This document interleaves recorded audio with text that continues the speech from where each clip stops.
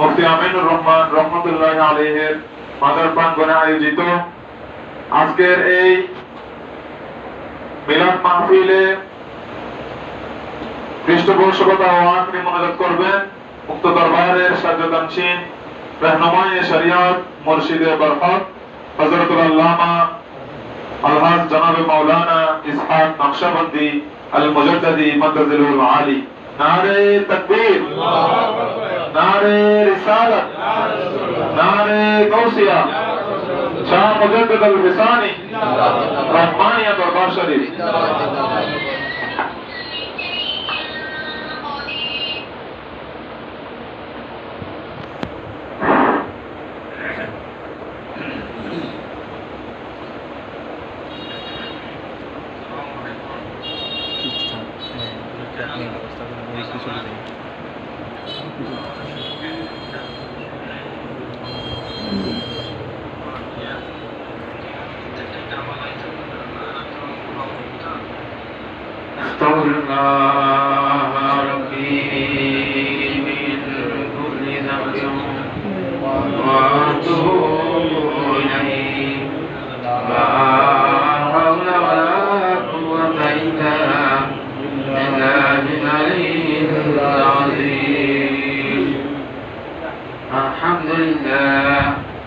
الحمد لله نحمده ونستعينه ونستغفره ونؤمن به ونتوكل عليه ونعوذ بالله من شرور أنفسنا ومن سيئات أعمالنا من يهدي الله فلا مضل له ومن يضلله فلا هادي له ونشهد أن لا إله إلا الله وحده لا شريك له وأشهد أن محمدا عبده ورسوله أما بعد فقد قال الله تعالى عز وجل في كلام المجيد وفرقانه الحميد في شان حبيبه مخبرا وآمرا إن الله وملائكته يصلون على النبي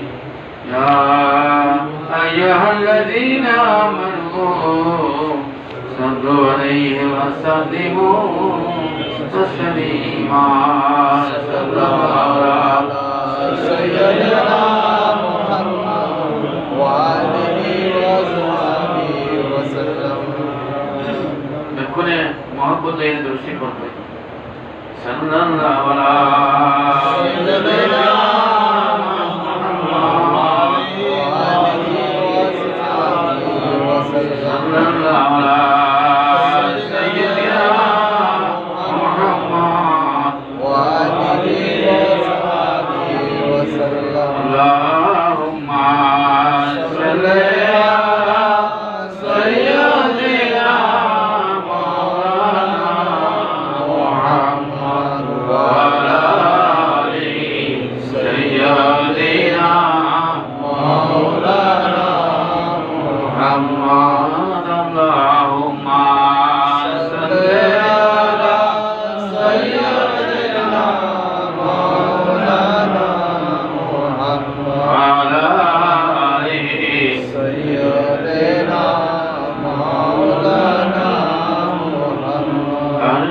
जिसको जो मिला वो कुछ भी मिला नहीं मिला बढ़ते कहो नैन में नियामत रसूलुल्लाह की अल्लाहुम्मा सल्ली अला सय्यिदना मौलाना मुहम्मद व अला सय्यिदना मौलाना मुहम्मद नाज़ुनीन हज़रत हक़ सदरे बर्दे कायनात नूरे शशमे अंबिया शशमो मुचरागे मातुई अल्लाहुम्मा सल्ली अला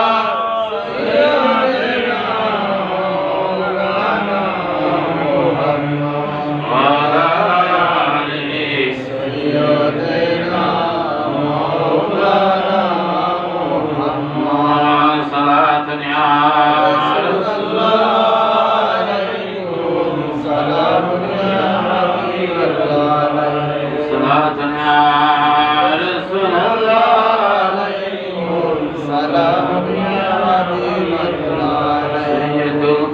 কৌনাইনে খতমুল মুরসালিন আখির আমদে বুদে ফখরুল আউয়ালিন সালাতুন ইয়া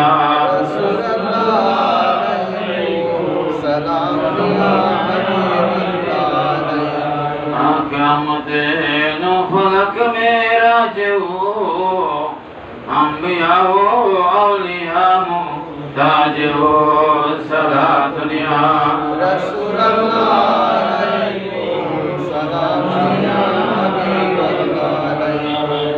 أعوذ بالله من الشيطان الرجيم بسم الله الرحمن الرحيم لن ينال الله لحومها ولا دماؤها ولكن يناله التقوى قال الله تعالى إنا أعطيناك الكوثر فصل لربك وانحر إن شانئك هو الأبتر صدق الله المولانا العظيم وصدق رسوله النبي الحبيب الكريم ونحن على ذلك من الشاهدين والشاكرين والحمد لله رب العالمين رب صل وسلم وبارك عليه উত্তরহানি শহর মোল্লাপরাস্ত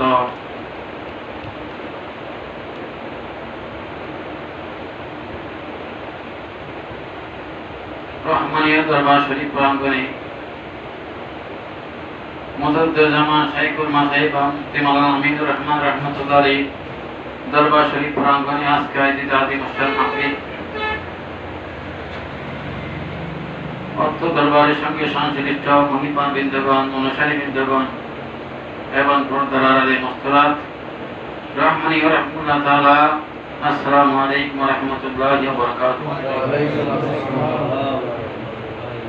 সর্বপ্রথম আল্লাহর জান্নাতুল শান দরবারে শুকরিয়া আদায় করছি যে রব্বুল আলামিন আমাদেরকে আজকের এই মাহফিলে আসার বসার যে রব্বুল আলামিন আমাদেরকে সুযোগ দান করেছেন প্রত্যেকে মহান প্রভুর দরবারে শুকর আদায় করি আলহামদুলিল্লাহ। লাখ কোটি কোটি দরুদ সালামের হাতে আমাদের প্রত্যেকের পক্ষ থেকে মদিনাতুল মুনাওয়ারা আল্লাহ পাক আমাদের প্রত্যেকে হাদিয়া ও সালাম কবুল মনসুর বলে আমিন আমিন। আরো শুকরিয়া জ্ঞাপন করছি অত্র দরবারের সঙ্গে সংশ্লিষ্ট যারা এসেছেন শরীক শামিল হয়েছেন আমি তাদের শুকরিয়া আদায় করছি। আমরা পবিত্র মাহে জিলকদ মাস আমার থেকে গত বছর জিলকদ মাস এসেছিল, আমার থেকে বিদায় হয়ে গেছে। এবার জিলকদ মাস আমাদের সামনে উপস্থিত চলমান আছে। এখন জিলকদের বিজয় লগ্নে জিলহজ মাস আমাদের সামনে উপস্থিত হচ্ছে। এই যে জিলকদ মাস পাওয়ার যে আল্লাহ আমাদেরকে সুযোগ দিয়েছেন, আজকে আসার সুযোগ দান করেছেন, আরেকবার বলি আলহামদুলিল্লাহ।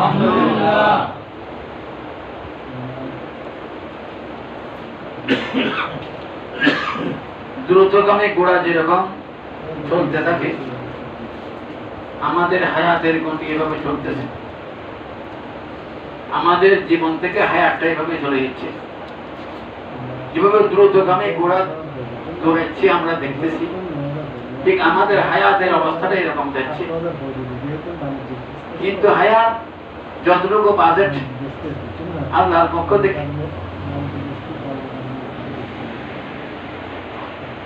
মোবাইলের মধ্যে কথা বলি তো সমস্যা, বিশেষ প্রয়োজনে নেই তারা বাইরে যাবে, অনেকের মোবাইল এসে তৈরি বাইরে যাবে। আল্লাহুম্মা সাল্লি আলা সাইয়্যিদিনা মুহাম্মদ ওয়া আলা আলি সাইয়্যিদিনা মাওলানা মুহাম্মদ। নাজওয়ানিনে হযরতে হক সদরে বরদে কায়নাত নূরে शशमे अंबिया शशमो मोचरागे मा तुई अल्लाहुम्मा सल्ले अला सय्यिदिना मौलाना मुहम्मद व अला आलि सय्यिदिना मौलाना मुहम्मद। সম্মানিত উপস্থিতি, আপনারা তো শুনেছেন আলোচনা জিলকদ মাস সম্পর্কে। মাহ রশহুল হারাম মাস, 4টা সম্মানিত মাসের মধ্যে একটা রজব, বাকিটা জিলকদ, জিলহজ, মুহররম আমাদের সামনে চলমান। জিলকদ মাসের মধ্যে কি হয়েছে? আমার রাসূল সাল্লাল্লাহু আলাইহি ওয়াসাল্লাম উমরা পালন করেছেন। জিলকদের মাসের মধ্যে হযরত মুসা কলিমুল্লাহ আলাইহিস সালামকে আল্লাহ নির্দেশ দিয়েছেন, মুসা তুমি তুর পর্বতে আসো, তোমাকে একটা কিতাব প্রদান করা হবে। জোরে বলেন সুবহানাল্লাহ। মুসা আলাইহিস সালাম তুর পর্বতে অবস্থান করেছেন। তার সম্প্রদায়কে বলেছেন, আল্লাহর পক্ষ থেকে আমার কাছে একটা কিতাব আসবে, এই কিতাবের মধ্যে শরীয়তের সমস্ত হুকুম আসবে, এই মোতাবেক আমরা চলব। মুসা আলাইহিস সালাম আসার সময় তার সম্প্রদায়কে বুঝেছেন এবং তার ভাই হারুনকে বলছেন, তোমরা তাদেরকে দেখি লক্ষ্য রাখিও তারা কি করতেছে। তারা বনি ইসরায়েলের গোষ্ঠী। বনি ইসরায়েল সম্প্রদায় খুব দুষ্ট প্রকৃতি ছিল, তার মতো দুষ্ট প্রকৃতি আর নাই। অসংখ্য নবী প্রেরণ করেছেন বনি ইসরায়েলকে শুধু বোঝানোর জন্য, কিন্তু সবাই হেদায়েত হয় নাই, অনেকে গোমরাহ হয়ে গেছেন। বেশি বেশি প্রশ্ন করেছেন বনি ইসরায়েল নবীদেরকে, প্রশ্ন করে করে তারা ধ্বংস হয়ে গেছেন। হযরত মুসা কলিমুল্লাহ আলাইহিস সালাম সম্প্রদায়কে বলেছেন, আল্লাহর পক্ষ থেকেই আমাকে কিতাব প্রদান করবে। আমি তুর পর্বতে যাচ্ছি। তুর পর্বতে এসে উনি 1 দিন 2 দিন নয় 30 দিন রোজা রেখেছেন। কদিন? 30 দিন। আল্লাহ বলেছেন, মুসা 30 দিন রোজা রাখলে আমি একটা কিতাব দেব।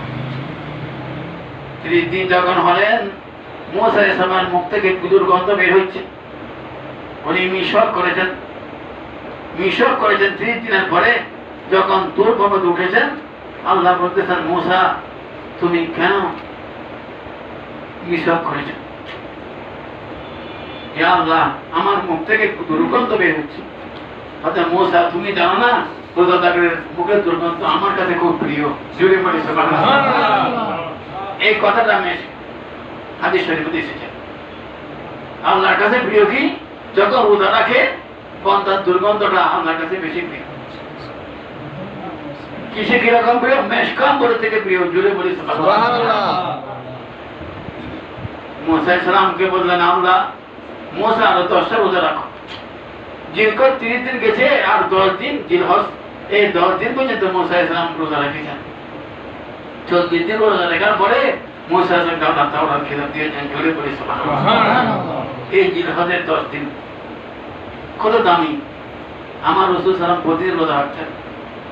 9 তারিখ হয়ে থাকতেন, যেদিন 10 তারিখ এদিন পশু জব করে রাখতে হইতো, উনি কিছু পান করতেন না। পশু জব করে, বকরি জব করে উনি খানা খেতেন। রোজা সব পাওয়া যাবে। জোরে বলি সুবহানাল্লাহ। তো যারা রোজাদার, যারা এই কুরবানি করবেন, তাদের কিছু নিয়ম কানুন মানে চলা দরকার। যেমন মুসলিম শরীফের মধ্যে আসছে, চুল কাটা, মুখ কাটা, এগুলা না কাটলে কি হয়? সব পাবেন। মুস্তাহাবে সব, কোনো বাধ্যতামূলক নাই। মুস্তাহাবে সব আপনি পাবেন। 10 দিন পর্যন্ত আপনি কাটেন নাই, 10 দিন পরে কাটলেন, হ্যাঁ কুরবানি করে, এই 10 দিনে সব আপনি পাবেন। নিয়ম। তো আমি 17 বার আইটা বললাম কি জন্য? আল্লাহর কাছে কোনো রক্ত বসবে না, কোনো মাংস বসবে না। যখন জব করা হয় আল্লাহর নামে, কাদেরকে জব করা হচ্ছে? ওয়াল বুদনা জাআলনা ফি শাহির, যাদেরকে নির্দিষ্ট করা হয়েছে, যে সমস্ত বকরি, দুব্বা, ছাগল, ভেড়া, উট, গরু, ছাগল, হরিণের কথা তো বলে নাই। হরিণ তো দেখতে সুন্দর, কিন্তু হরিণ গৃহপালিত নয়, একে মায়া করা যায়, কিন্তু তাকে লালন পালন করে না। গরুকে লালন পালন করে, ছাগলকে লালন পালন করে, এটা বোর্ডের পাতার লালন পালন করে। গৃহপালিত জিনিস দিয়ে কুরবানির জন্য বলা হয়েছে। যাকে মায়া করে তাকে কুরবানি দেওয়ার জন্য। কি বলেছেন হযরত ইব্রাহিম আলাইহিস সালাম, ঈসা, হযরত ইসমাঈল জবিল্লাহকে বেশি মায়া করতেন, বেশি মহব্বত করতেন। জুড়ে বলি সুবহানাল্লাহ। যাকে কেঁদে কেঁদে আল্লাহর কাছ থেকে খুঁজেছেন, বাইতুল মুকাদ্দাসে গিয়ে কাঁদতেন, আল্লাহ আমাকে একটা সন্তান দাও। তখন বর্ণনা বলতেছে, তাফসীরকারকের বিভিন্ন বর্ণনা এসেছে, হয়তো কেউ বলতে 87 বছর, কে বলতেছে আরো কম। এত বছর বয়সের মধ্যে উনি আল্লাহর কাছে কাঁদতেছেন। কি বলতেছেন? রব্বি হাবলি মিনাস সালিহিন, প্রভু আমাকে জান্নাত আল্লাহ দাও। জোরে বলি সুবহানাল্লাহ। এরকম কাঁদতে কাঁদতে আল্লাহর পক্ষ থেকে সুসংবাদ আসলো, ফাবাশশারনাহু বিগুলামিন হালিম, তোমাকে সুসংবাদ দেওয়া হচ্ছে একজন বছরের, উনি হালিম হবে, ধৈর্যশীল হবে। জোরে বলি সুবহানাল্লাহ। উনি ইসমাঈল আলাইহিস সালাম, তিনি আল্লাহর রাস্তায় কুরবান হওয়ার জন্য জমিনে শুয়ে গিয়েছেন। এটা কুরবানিতে আসবে। যখন ওনাকে মিলাই নিয়ে যাচ্ছেন, বলতেছেন কালা ইয়া বুনাইয়া, হ্যাঁ হে পুত্র তোমার কি অভিমত?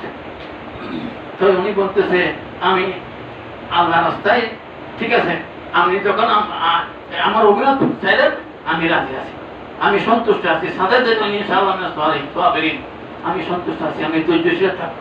তোমার এই জব করার জন্য শুয়ে গিয়েছিলেন জমিনের মধ্যে। কে? ইসমাঈল আলাইহিস সালাম।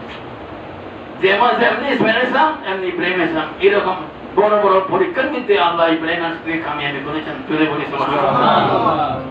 এই জন্য ইব্রাহিম আলাইহিস সালামের নাম আসছে সমস্ত মুসলমানের পিতা, মিল্লাতে ইব্রাহিম।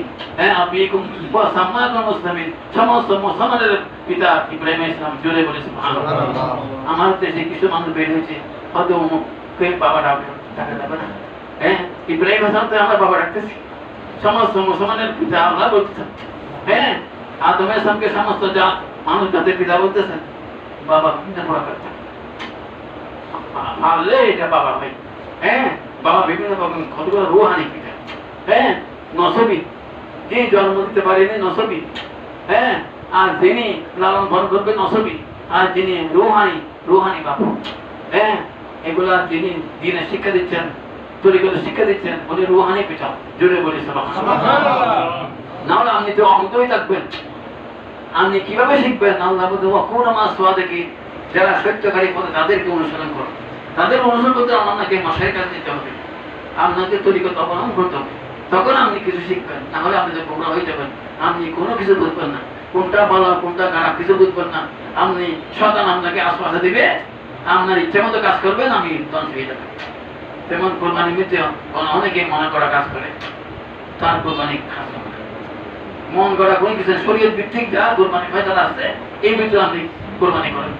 আপনার কোরবানি ইচ্ছা আল্লাহ কবুল করবে। প্রথম শর্ত হলো আপনার টাকা হালাল, আপনার কোনো পরিচিত থাকতে পারবে না, রিয়া থাকতে পারবে না, দেখানো কোনো থাকতে পারবে না, মনের মধ্যে কোনো কুচিন্তা খারাপ চিন্তা এগুলো থাকতে পারবে না। এই জন্য বলতেছে 17 বার আমার কাছে রক্ত আসে না, কোরবানি বুঝতে আসবে না। আমি কি করি?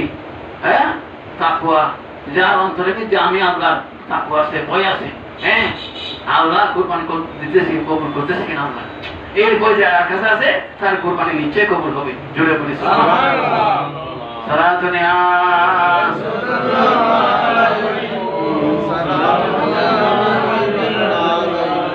সুলতানে আলম ইয়া হাবিবি, জেরুয়ে লুৎফে সুলেমান নজর কুন সালাতুন ইয়া রাসূলুল্লাহ।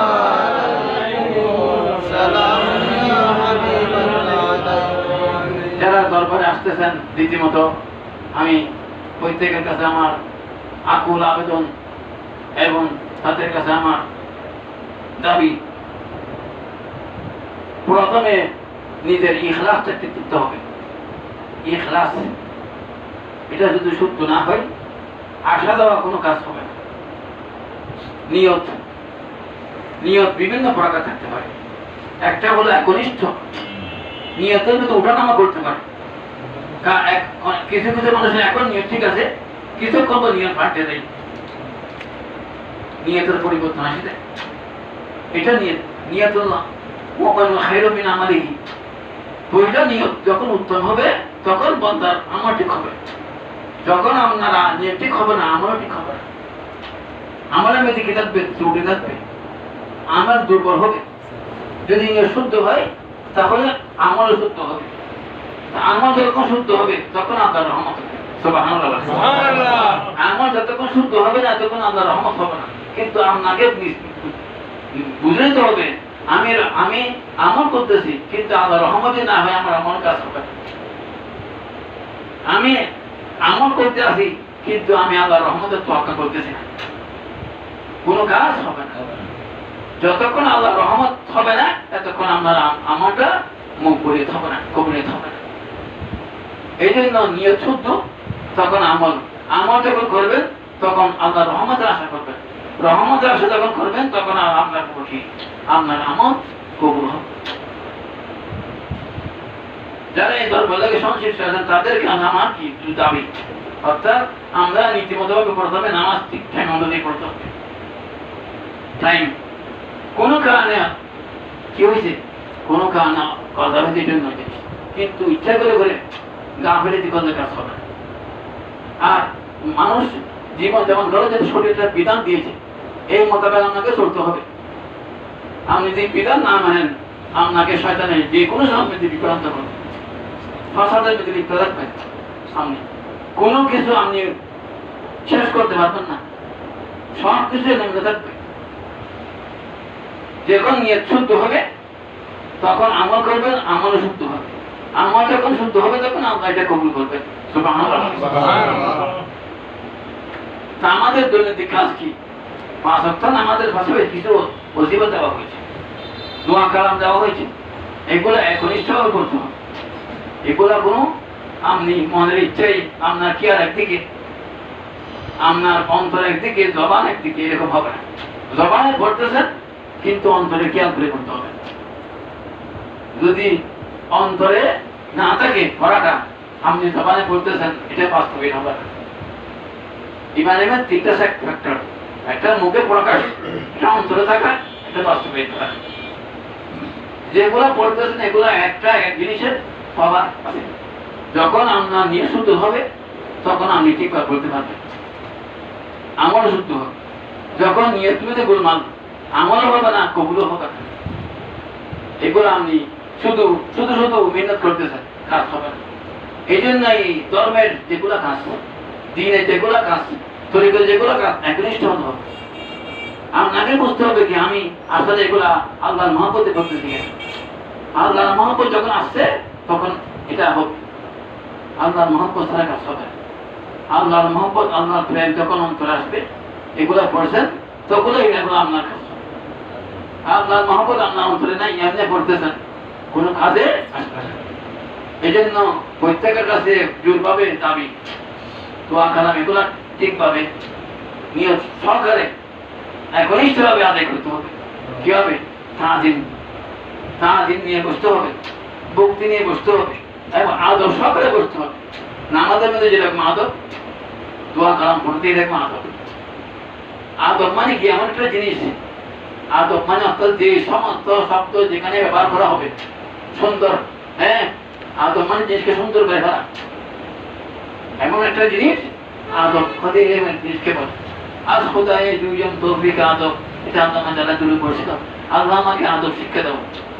আদবের বুঝি যদি না হয় তাহলে এটা কি হবে? এটা কাজ হবে না। এবার তো শয়তান করেছে, হাজার হাজার বছর এবার করেছেন, কিন্তু তার কাছে আদব ছিল না, তার কাছে প্রেম ছিল না, তার কাছে বিনয় ছিল না, মহব্বত ছিল না, কি ছিল? ফখর ছিল। যার হার সে কি হয়েছে? ধ্বংস হয়ে গেছে। এই জন্য ধর্মের কাজ, তরিকত কাজ আদব, মহব্বত, প্রেম যখন এটা থাকবে তখন আপনার সামান্য হলে আপনার কাজে আসবে। জুড়ে বলি সুবহানাল্লাহ।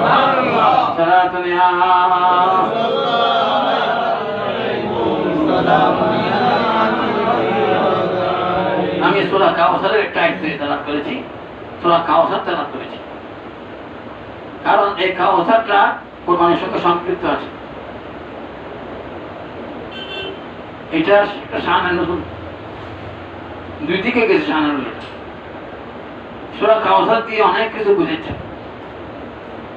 8টা সূরা, আহজাবের 8টা আয়াত আছে। এই আয়াতের মধ্যে কাফেররা আমার রাসূলকে নিয়ে উপহাস করছে, এই জন্য আয়াতটা নাযিল হয়েছে।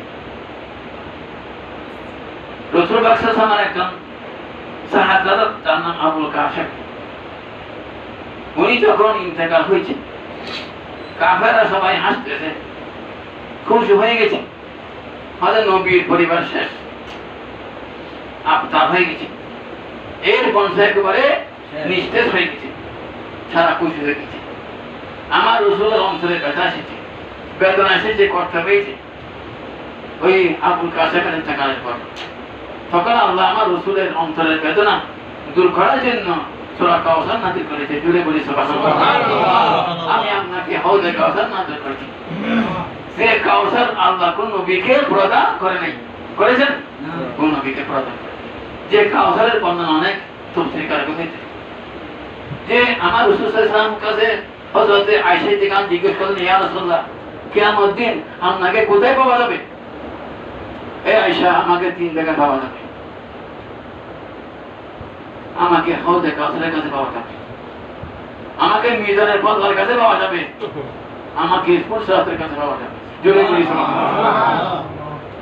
যে নবী শানে আজকে আলা হাদিস বিয়াদবরা আমার নবী শানে কঠোর কথা বলছে। এই নবী কিয়ামত দিন কিছুক্ষণ হাউজে কাছে যাবে, কিছুক্ষণ ফুরসাত, কিছুক্ষণ মিজানের পদ্মায়। আমার উম্মত কোনো দুর্যোগ হয় কিনা? সমস্ত মানুষ বলবে, ইয়া নফসি, আমার নবী বলে উম্মতি। জোরে বলি সুবহানাল্লাহ। এই জন্য আল্লাহ বলেন, আমি আপনাকে সূরা কাউসার নাযিল দিয়েছি।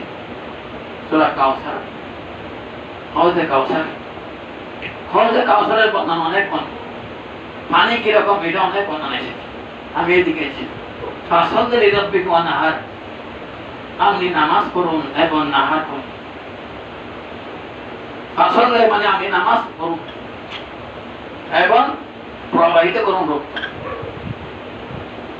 এটা দিয়ে কুরবানির কথা বলা হচ্ছে। আমরা কুরবানির দিন ঈদুল আযহা নামাজ পড়ি না? নামাজ পড়ে এসে তখন কি করি? কুরবানি করু, পশু জব করি। ইন্না শানিয়াকাল আবতার, নিশ্চয়ই যারা আমার বিভক্ত গেছে তারা ধ্বংস হয়ে যাবে, আবতার হয়ে যাবে। আপনি আবতার না, আপনি কি? হ্যাঁ, আপনি আবতার না, তারা আবতার হয়ে যাবে। তাহলে বুঝেছে যে অর্থাৎ কুরবানির সম্পর্কে সূরা কাউসারের মধ্যে এসেছে। আগে নামাজ পড়ো, তারপরে কুরবানি করো। তৎকালীন যুগের মধ্যে কিছু কিছু মানুষ নামাজ না পড়ে কুরবানি করতেন, তারপরে এই নাযিল হয়েছে। আগে নামাজ পড়তে হবে। নামাজ মানে কি? নামাজ শুকরিয়া নামাজ, ঈদের নামাজটা শুকরিয়া। তারপরে দেই না কি? কুরবানি গরু জবাই করা, ছাগল জবাই করা।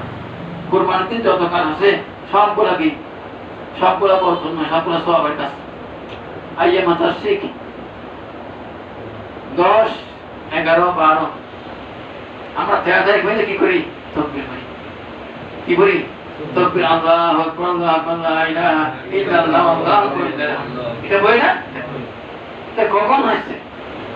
যখন ইব্রাহিম আলাইহিস সালাম ইসমাঈল আলাইহিস সালামকে ছুঁয়াইছিলেন মিনার জমিনে, জন্ম করার জন্য ছুঁয়াইছেন, তখন অনেক গলার মধ্যে অনেক ছুরি চালাইছেন, কিছু কাজ পেতেছে না। তখন ইসমাঈল বলতেছে, বাবা আপনি আমাকে বেশি মহব্বত করেন, এই জন্য ছুরি চালাই, ছুরি ইচ্ছা না, চোখ টুক মারি ফেলা, হাত পা বাঁধি ফেলা, বাঁধে ফেলা হলো। তখন যখন ছুরি চালাইতেছে তখন আল্লাহ জিবরাইলকে ডাকবে, জিবরাইল তুমি যাও। ওখান থেকে জিবরাইল ওখান থেকে কি বললেন? তাকবীর বললেন, আল্লাহু আকবার। ওখান থেকে বলতেছেন, যখন আল্লাহু আকবার বললেন তখন ইসমাঈল ইব্রাহিম বলতেছে, লা ইলাহা ইল্লাল্লাহ, আল্লাহু আকবার। ইসমাঈল বলতেছে, ওয়ালিল্লাহিল হামদ, সুবহানাল্লাহ, সুবহানাল্লাহ। এর থেকে তাকবীর শুরু হয়েছে। আর 7 দিন তাকবীর করতেছে। আইয়ামে তাশরিক, এই 7 দিন রোজা রাখা হারাম। দেখছেন রোজা রাখা তো সবার কাছে, কিন্তু রোজা রাখা আল্লাহ হারাম করেছে 5 দিন। এই 7 দিন ঈদের ভিতরের দিন, 5 দিন রোজা রাখা হারাম। আল্লাহ কি নিয়ামত দেখছেন মুসলমানের জন্য, ইমানদার বলতে জন্য।